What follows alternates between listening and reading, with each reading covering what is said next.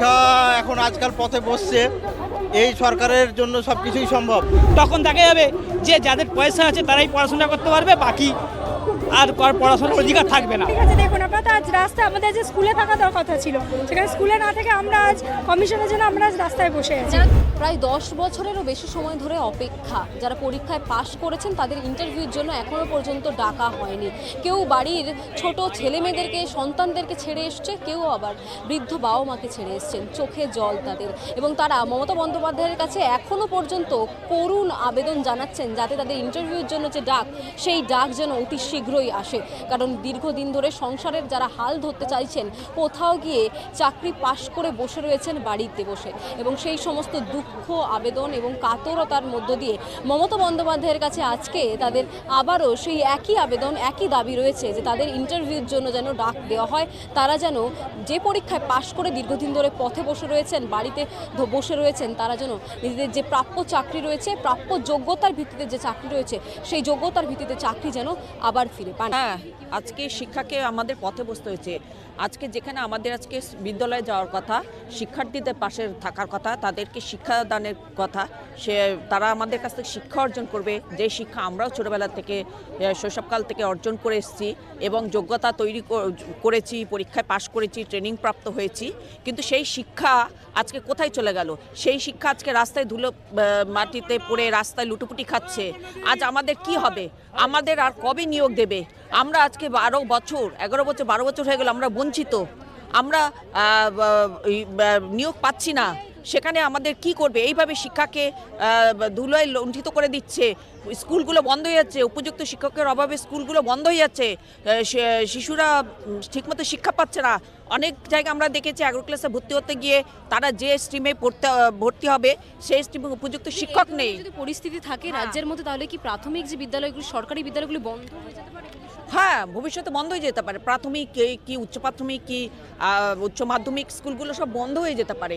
তাই এইভাবে শিক্ষার মেরুদণ্ডকে এইভাবে ভেঙে ফেলে চলবে না। আমাদের উচিত এটাকে নিয়ে সোচ্চার হওয়া এবং সমাজের কাছে তুলে ধরা যে এই শিক্ষাটাকে এইভাবে আমরা শেষ হতে দিতে পারি না। আমরা সামাজিক সদস্য, আমাদের সমাজের প্রতি দায়বদ্ধতা আছে। সেই জায়গাটা থেকে আমাদেরকে স্কুলে যেতে দিন। আমরা শিক্ষা দিতে চাই, সে শিশুদেরকে শিক্ষা দিয়ে তাদেরকে উপযুক্তভাবে ভবিষ্যতে তৈরি করতে চাই। তার জন্য যথাযথ ব্যবস্থা করুন। এর জন্য করজোড়ে নিবেদন আমাদের কাছে, মাননীয় মুখ্যমন্ত্রীর কাছে, কমিশনের কাছে, যে আমাদের নিয়োগটা দিন। আমরা যথার্থ টেট পাস করে ট্রেন ক্যান্ডিডেট, এমনিতে সাদা খাতা যারা দিয়েছে, যারা পরীক্ষায় পাশ করেনি, তাদেরকে কিভাবে নিয়োগ নিয়ে নিল, কিভাবে বিচারপতি তাদের রায় দিয়ে দিল আমার জানা নেই। হ্যাঁ, কোন অভিমুখের থেকে তাদেরকে করলো। কিন্তু আমরা যোগ্য প্রার্থী, আমরা সমস্ত টেট পাস করে ট্রেন ক্যান্ডিডেট, আমাদের খাতা করুক, রিচেক করুক, আমরা চ্যালেঞ্জ করছি, আমরা সমস্ত পাস। কিন্তু আজ আমাদের নিয়োগ নেই। একদিকে নিয়োগ হয়ে যাচ্ছে আর আমাদের দাবি সেই অধরাই থেকে যাচ্ছে। আমরা কোনোভাবেই নিয়োগ পাচ্ছি না। কিন্তু আমাদের নিয়োগ যতক্ষণ না হচ্ছে আমরাও আমাদের দাবি থেকে অনড় হব না। একদমই তাই। দেখুন, এই যে আজকে আমাদের 900তম দিন পূর্ণ হলো, আমরা মাতঙ্গিনী হাজরার পাদদেশে বসে রয়েছি এবং সেখানে দেখবেন পাশে একটা ড্রেন রয়েছে। সেই ড্রেনের গন্ধ সহ্য করে রোদ, ঝড়, বৃষ্টি সব কিছুতেই কিন্তু আমরা সেখানে অপেক্ষা করছি। কেন? একটা চাকরির জন্য। কারণ আমরা প্রত্যেকে টেট পাস করেছি, আপার প্রাইমারি এবং ট্রেন, প্রত্যেকে বিএড প্রার্থী। আজকে দেখুন, এই যে আপার প্রাইমারি জয়েনিং চলছে, তাদের এক ধাপ কাউন্সেলিং হয়ে গেছে, কিন্তু অনেক সিট ফাঁকাও রয়েছে। কিন্তু আমরা কি চেয়েছি যে সিট আপডেট। আজকে যখন 2016 সালে গেজেট প্রকাশ হয়েছিল, একটা কথা বলা হয়েছিল কমিশনের তরফ থেকে যে ইন্টারভিউর 15 দিন আগে পর্যন্ত সমস্ত সিট আপডেট করা হবে। কিন্তু আজ পর্যন্ত 10 বছর অতিক্রান্ত হয়ে যাওয়ার পরে একটা সিটও আপডেট হলো না।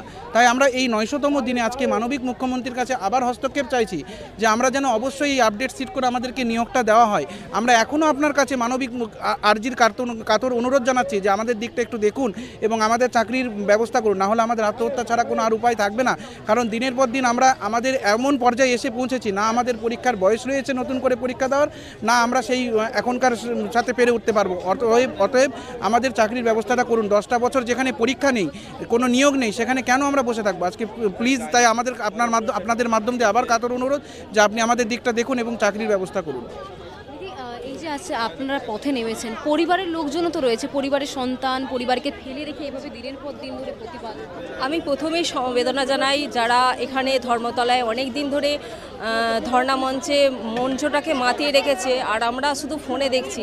আমার বাচ্চা ছোট, ক্লাস 5-এ পড়ে, আমার মেয়ে হচ্ছে 2nd সেম করছে কলেজের। আর্থিক অবস্থা প্রায় মানে শিক্ষার খরচ প্রায় জোগাতে পারছি না। গ্রামে বাবা মা আছে, স্বামীর চাকরি প্রায় শেষ অবস্থা। এই মানে মাঝপথে আমি না পারছি ফেলতে, না পারছি উগড়াতে, মানে কঠিন একটা সমস্যার সম্মুখীন আমরা হয়ে আছি। মাননীয়ার কাছে শুধুই কাতর আবেদন, আমার ছেলে মেয়ের স্বার্থে, আমার বৃদ্ধ মা বাবার স্বার্থে। আমার ভাই নেই, আমার স্বামী আমাকে সংসার চালানো প্লাস আমার লেখাপড়া করিয়েছে, ডিএলএড, মাস্টার ডিগ্রি, সমস্ত রকমের সুযোগ সুবিধা দিয়েছে, কিন্তু আমার স্বামীর এবার সামনের বছর রিটায়ারমেন্ট হবে। আমার ছেলে মেয়েদের লেখাপড়ার খরচের জন্য কী ব্যবস্থা মাননীয়া করতে পারেন। আমি সবাইকার তরফ থেকে মাননীয়ার কাছে কাতর আবেদন জানাচ্ছি যেন মানবিক মুখটা আপনার দেখতে পায়। আমরা সরকারের সঙ্গে ছিলাম, আছি, থাকবো, ভবিষ্যতে আরও থাকবো, কিন্তু উনি যেন মানবিক মুখটা আমাদের দেখান। শিক্ষা এখন আজকাল পথে বসছে, এই সরকারের জন্য সব কিছুই সম্ভব। শিক্ষাকে পথে বসানোই মনে হয় এনাদের উদ্দেশ্য। যারা দুর্নীতি করেছে তারা এসি ঘরের মধ্যে বসে রয়েছে, আপনারা পথে এভাবে হামাগুড়ি নিয়ে এগোচ্ছে। এরপর থেকে 10 বছর পরে আরও দেখতে পাবেন যে শিক্ষিতরা আর ধুলোয় গড়াগড়ি করছে। যদি এই সরকার আরও থাকে তো ধুলোয় গড়াগড়ি করছে। তাই আমাদের এই সরকারের কাছে অনুরোধ যে আপনারা শিক্ষার হালকে ফেরান, শিক্ষিত বেকারদের স্কুলে নিয়ে যান। আজ সমাজের এক শ্রেণীর লোক যারা শিক্ষা পাচ্ছে না, মাস্টারের অভাবে, শিক্ষকের অভাবে তারা স্কুলে যেতে পারে না, কোথায় পড়বে, সবাইকে প্রাইভেট স্কুলে যেতে হয়। আপনারা যদি শিক্ষিত বেকারকে এরকমভাবে রাস্তায় ফেলে রাখেন, এই মাতঙ্গিনী মঞ্চে, এই গান্ধী মঞ্চে বসে থাকে, তাহলে স্কুলের হার ফেরাতে পারবেন না, আর সমাজ অধঃপতনে যাবে। আপনাদের এতটাই সিট আছে আপার প্রাইমারিতে, যদি আপনারা দেন, প্রত্যেকটা স্কুল খুবই সচলভাবে, এত সুন্দরভাবে চলবে, আমাদের সমাজে শিক্ষার প্রদীপ এত ভালোভাবে জ্বলবে যে আমাদের বাংলা আবার এগিয়ে যাবে। আমাদের শিক্ষিত সমাজ একদিন সমাজের হাল ধরবে। তো আমরা চাই আপনাদের যত সিট আছে, যেমন আপনারা প্রাইমারিতে 3-4 বার নিয়োগ দিয়েছেন, সেরকম আমাদেরও সিট আপডেট করে আমাদের যত টেট পাস স্টুডেন্ট আছে সবাইকে স্কুলে পৌঁছে দিন। তো 2014 সাল থেকে আজকে 24 সাল আমরা দুবার ইন্টারভিউ মানে টেট পাস করেছি, MA BEd সকলেরই আছে। আমাদের কোনো মানে চাকরি এমনি নিয়ে নেওয়া যায়, কিন্তু এখন বর্তমানে যে ইন্টারভিউটা চলছে তাদের পুরোটা প্রসেসটাই হচ্ছে দুর্নীতিগ্রস্ত। কষ্ট হচ্ছে তো এইভাবে হেঁটে এতটা রাস্তা। হ্যাঁ, কষ্ট হচ্ছে, কিন্তু কিছু করার নেই। তো এইটাই তো আমাদের হচ্ছে শুধুমাত্র যে আমরা এই শিক্ষক পেশার মধ্যে আসতে চাইছি, আমাদের দেখে হচ্ছে ভবিষ্যৎ প্রজন্ম রামকৃষ্ণ বিবেকানন্দের মতো এরকম বীর পুরুষরা আমাদের গোটা বিশ্বকে হচ্ছে পথ দেখিয়েছে। আজকে আমাদের যদি এই শিক্ষা ব্যবস্থাটাই ভেঙে পড়ে তাহলে আমরা কেউ বাঁচতে পারবো না। ঠিক আছে, আজকে আমরা যার টাকা আছে তার পিছনেই যদি দৌড়াই তাহলে আমাদের এই পুরো সমাজ ব্যবস্থাটাই ভেঙে পড়বে। তখন দেখা যাবে যে যাদের পয়সা আছে তারাই পড়াশোনা করতে পারবে, বাকি আর পড়াশোনার অধিকার থাকবে না। তো আমরা সেইটা চাইছি যাতে স্বচ্ছভাবে সরকার যদি OMR প্রকাশ করে, এইটা স্কুল সার্ভিস কমিশন যাতে এইটা OMR প্রকাশ করে এই নিয়োগটা করুক, আমাদের কোনো বাধা নেই। ঠিক আছে, এখানে দুধ কা দুধ, পানি কা পানি প্রমাণ পাওয়া যাবে। হ্যাঁ, আমরা দুবার টেট পাস করেছি। ঠিক আছে, হ্যাঁ হ্যাঁ হ্যাঁ হ্যাঁ, আমাদের পুরোটাই প্রসেসটাই হচ্ছে পুরো দুর্নীতিগ্রস্ত। আপনারা দেখতে পাচ্ছেন যে কলকাতা হাইকোর্ট যে 1463 জন বাদ দিয়েছিল, কমিশন বাদ দিয়েছিল, সেই 1463কে আজকে হচ্ছে তোমার ইন্টারভিউ চলছে। ঠিক আছে, শিক্ষাকে পথে বসতে হয়েছে, যারা দুর্নীতি করে আসছেন তারা এসির মধ্যে বসে রয়েছে। কিছু বলার নেই, আমাদের এই বিষয়ে কিছু বলার নেই।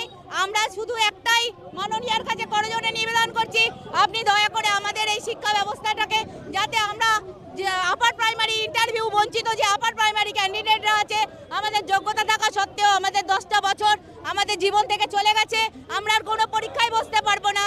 আমরা কোনোভাবে আর যোগ্যতা থাকা সত্ত্বেও আমরা চক ডাস্টার হাটে শিক্ষার বুনিয়াদ যে ছাত্র সমাজ এই সমাজকে এগিয়ে নিয়ে যাবে, সেই সমাজকে গড়তে পারছি না। এর থেকে বড় লজ্জার আমাদের কাছে কিছু নেই।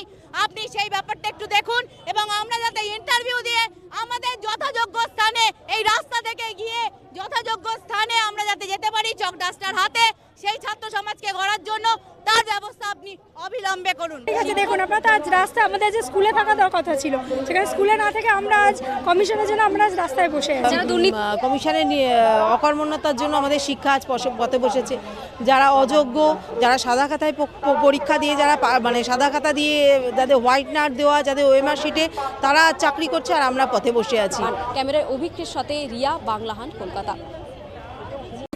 বাংলা হান্টের আরও খবর দেখতে নজর রাখুন। বাংলা খবর মানেই বাংলা হান্ট।